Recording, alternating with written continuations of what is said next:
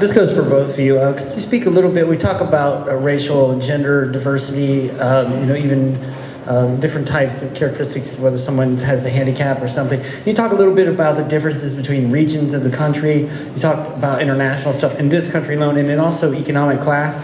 Like, what do people from different economic strata bring to companies? I think there's a lot of ignoring, especially in upper level educational institutions and corporations, is a tendency to hire people from upper middle class and upper class backgrounds, and I think that really stymies innovation. What do you guys think about that and see in the future? Yeah, so you talked, one of the points you mentioned was regionalism. If you had met me 20 years ago, I would talk about it like this, because I'm from Alcaloo, South Carolina. That's how everybody talks down here. And I remember when I got to Harvard University, people said, "Where are you from?" And I said, "I'm from South Carolina." And there was an automatic kind of thing that went off, which he can't be as intelligent as the rest of us here because he has this deep Southern drawl. Regional diversity. When I think about those from different socioeconomic classes, the challenges that they're confronted with are different challenges. So the ways that people live day in and day out are different based on where they live, based on their class, and the way that they have to solve problems to survive are different. There are different techniques to getting to a solution, and there are different problems that they're trying to solve. So you'll find that the most successful companies recognize that people from different backgrounds bring not just different perspective in terms of, well, it's a black dude, so he thinks this way, or it's an Asian dude, so he thinks that way, or she thinks that way. No, it's an entire outlook. And many times the diversity conversation loses that note that it's not just about a different perspective. It's how that different perspective how one came to that different perspective, and how that perspective is going to inform the way they solve problems.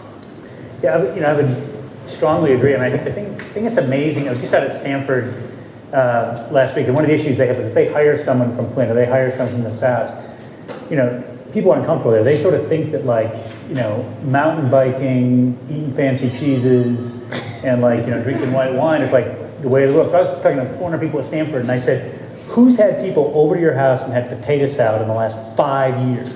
And nobody had their hand up. And I'm like, that's pretty good. Having people over to your house eat some potato salad, that's a pretty good thing. It's probably as much fun as mountain biking. But they just don't roll that way. So the thing that I find problematic about the Bay Area and in Silicon Valley is that the problems they're solving, like really expensive organic food brought to you by a drone in a cardboard recyclable box, look, that don't matter to us, right? And so I think the thing is, what Rod's saying is, when you think about, there's a lot of people out there across America that really care, that are struggling, that have opportunities, that have needs, that have wants, and people in these bubbles in New York City and in Silicon Valley, they're not thinking about those problems. We're an other to them, and so I think we're going to have to reach inside ourselves and make our world better. It's funny. I was speaking to. No, I'm not going to say who I was speaking to, but I was speaking to one of these Silicon Valley companies, the top 15 executives at this company, a household name, and I was surprised when they didn't know what Black Twitter was, because this is a major technology company, and I'm sure anybody in here under 25 probably knows what Black Twitter is. But the fact that bubble is so it's a cocoon of sorts. And the reality is the companies that are going to be the most innovative in the future are going to be the ones that figure out how to get outside of that bubble. Question.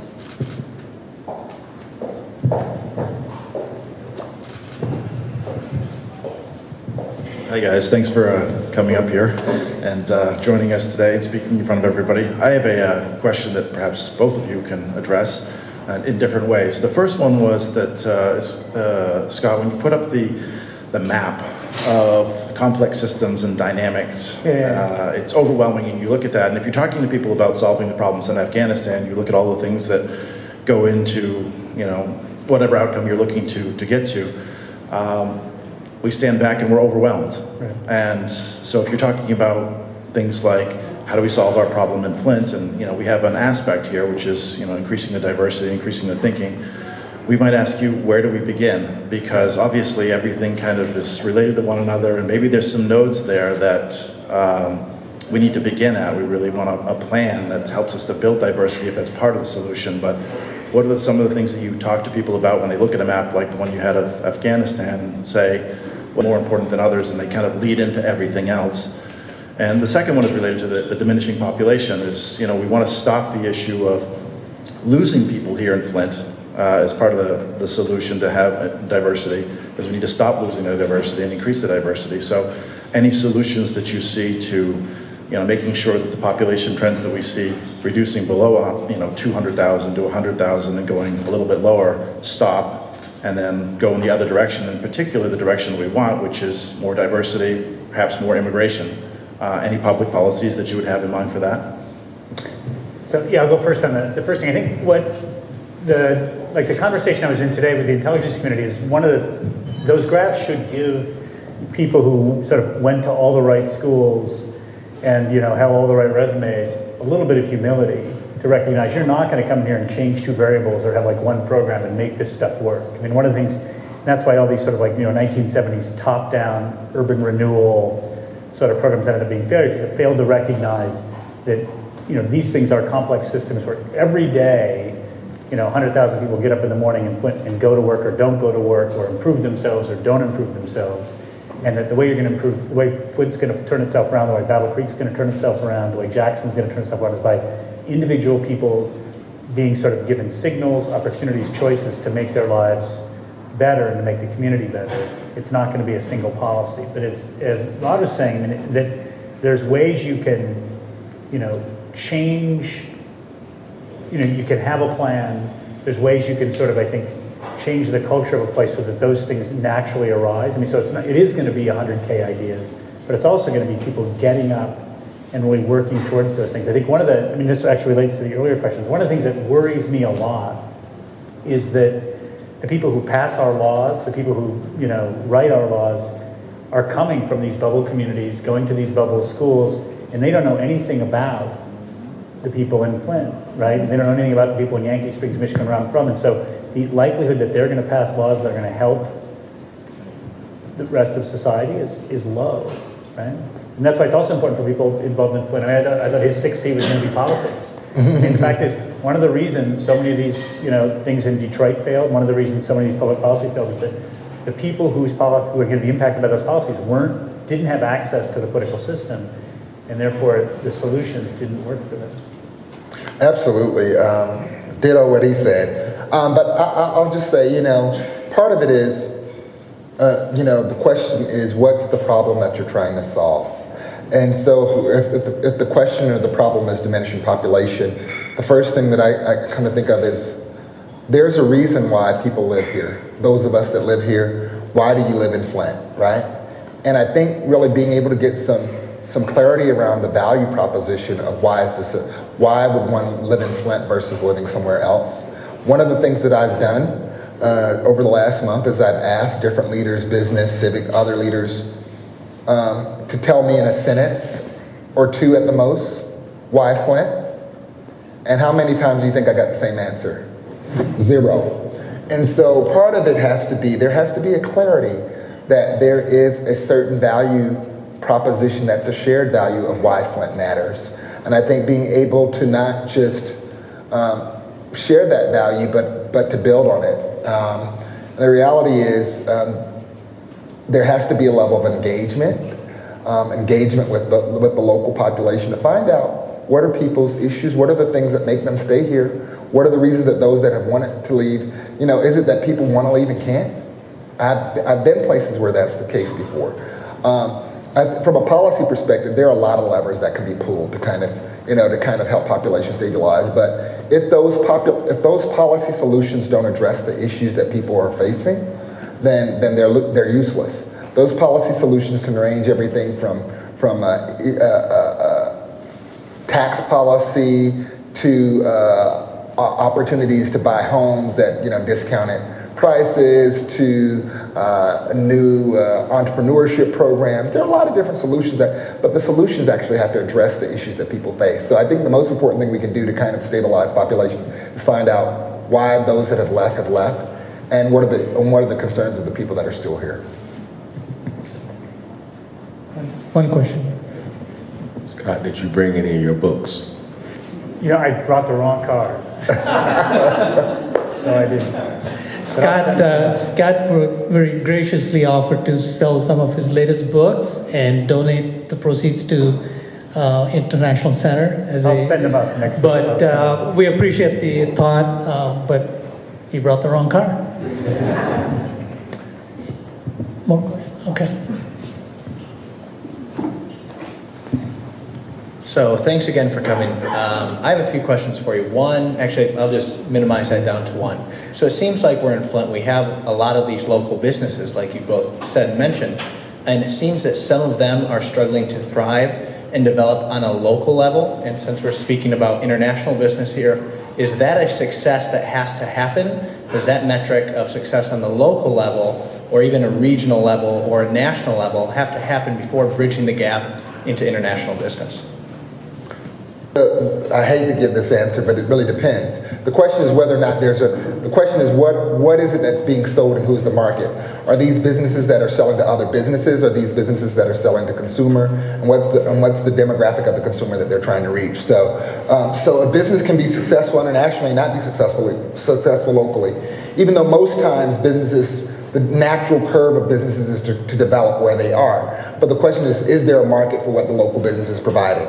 And if there's a local market for it, the question is how do they tap into that local market? But in some cases, it may be easier to go international. I'm not going to say that's the rule, because I would say that's probably more often than not the rule. But it's really a question of who they're trying to access and what the product is that they're selling. Yeah, I have, 2 comments on that. Rod knows this very more than I do. But one is that the less the thing weighs, the easier it is to go international. And if there's information you can send anywhere, right? But if you're making some of the, if you're making Caterpillar equipment, right, it's kind of heavy to move. The other thing, though, is when you can think about the business itself in terms of what it's doing, but you can also think about developing human capital from a management standpoint. So there's 2 companies within Ann Arbor that have had a huge effect on the local economy. One is Zingerman's, one is called Savco. And in each case, they're families of businesses. So it's not like we just created Subway, now we're going to create 500 more Subways across America. It's like we created Zingerman's Sandwich Shop, now we got Zingerman's Bread Shop, now we got Zingerman's Creamery, now we got Zingerman's this, now we got Zingerman's Roadhouse, now we got Zingerman's that. And what they're doing is they're teaching people how to become entrepreneurs. They're teaching people how to start small businesses. So someone's successful here at this Commons coffee shop, and then they figure, I can go open a sub shop. And then someone's successful there, and they can go open a braid shop or a haircutting salon. So it's building this sort of entrepreneurial human capital. Savco's done the same thing. They've built now a series of, they've got like 6 or 7 different restaurants, but each one's, there's been some small stores as well. And what they're doing is they're teaching people how to create successful small businesses. And then when you do that, I agree with everything Ron said. It's like, then you want people are going to come in to those small businesses and spend money and quit, and that's going to make it work. One of my friends early on said to me, was chastising me about Detroit. He's like, you say a lot of those things about Detroit, but what Detroit needs from you is they need you to get off your butt and go in there and spend money in Detroit. Like, if you want to fix Detroit, people need to spend money in Detroit. It's that, That's right. It's that simple. And so the same is true of Flint, right? People need to spend money in Flint. And the way people are going to spend money in Flint is if you've got a constellation of really interesting things going on. Just to piggyback on that, it's interesting how much people complain about what's not in their community, but they don't support the businesses that's there. That's the number one thing you can do to grow small business in Flint is to shop local. Yeah.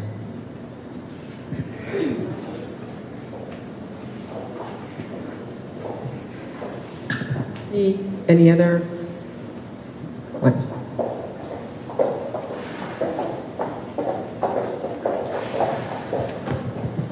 Thanks. I'm Katie. I work at the International Center here at U of M Flint, and I'm so glad you mentioned what you did, what you said to our international students who are here, which is, we want you here, stay here.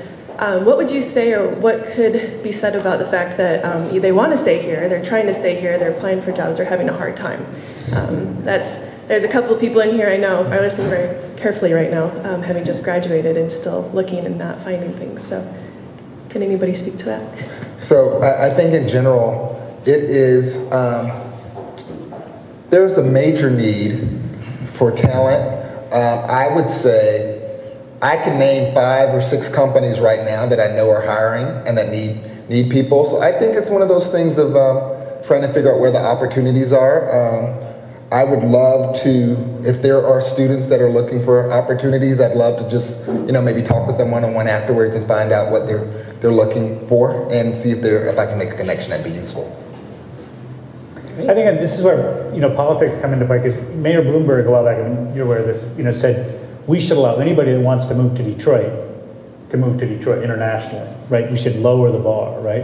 And if you look at Trump, Obama, Governor Snyder, I mean, irrespective of where you are politically, everyone believes in allowing talent to come to the United States, right?